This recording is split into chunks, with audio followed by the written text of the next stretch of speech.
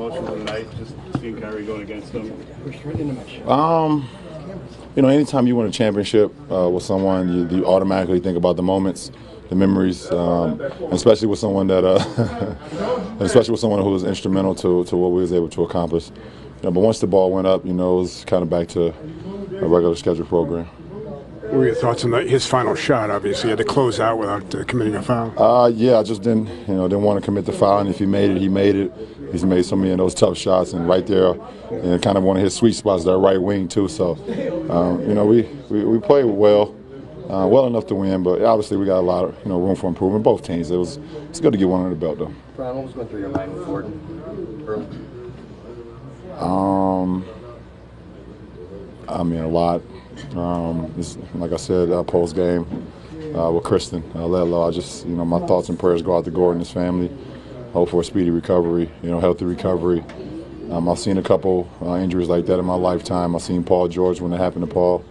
I was watching the game with Sean Livingston and when he was with the Clippers, and I was watching NCAA basketball with Kevin Ware when he was at Louisville.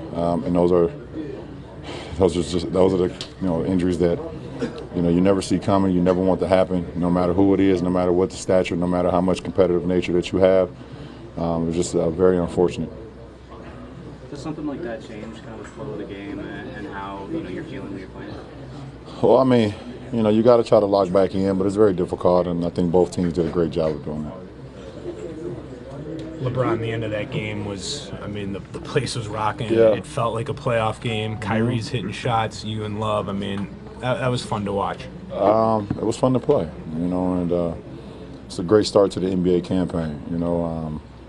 I think the fans were, not only Boston fans and Cleveland fans, but fans of basketball was very excited for this thing to get going, and we was happy that we was able to put on a show for all our fans. Kyrie wasn't moving before the game; he was kind of stationed there. Why did you take it upon yourself to go? I adapt all of them up. Are you over the hump with your ankle, or is this still something that's going to linger? Am I over the hump? I don't know. Tomorrow is the sign. I just played 40 plus. I just did some extra conditioning as well. I don't feel great about what my game is right now after having to take off 3.5 weeks. So had a setback with that. So got to try to work through it, and it's going to be a fine line on how much rest I give my ankle, but how much conditioning I still do. So I don't know if I'm over the hump. Tomorrow will be it's a big day for me. LeBron, do you guys share a few words with Kyrie when you guys stepped up in that game? No.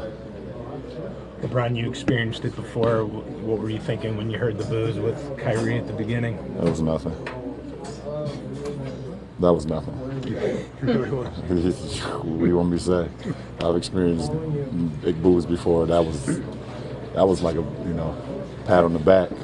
That was actually it can never. I love our fans, but that was nothing. The pass to Kevin in the corner, was that instinct or was that drawn up?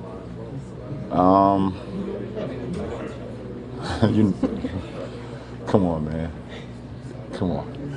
What'd you think? Come on. You know, how long you been covering me? Long time.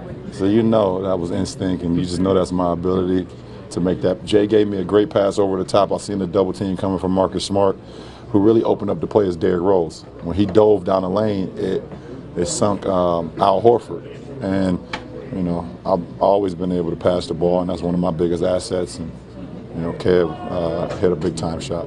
It'll be fun to see how this group comes together once you do. We got a long way to go. Our coaching staff, we got so many players, so much talent that, I hate to be, and I'm not in their position. That's one who's on the floor at what time and that time and things of that nature. So you're gonna have guys out of rhythm, in rhythm. So, our coaching staff gonna do a great job of just trying to make sure guys are, stay in the flow of things. But tonight was a test for all of us to try to figure it out.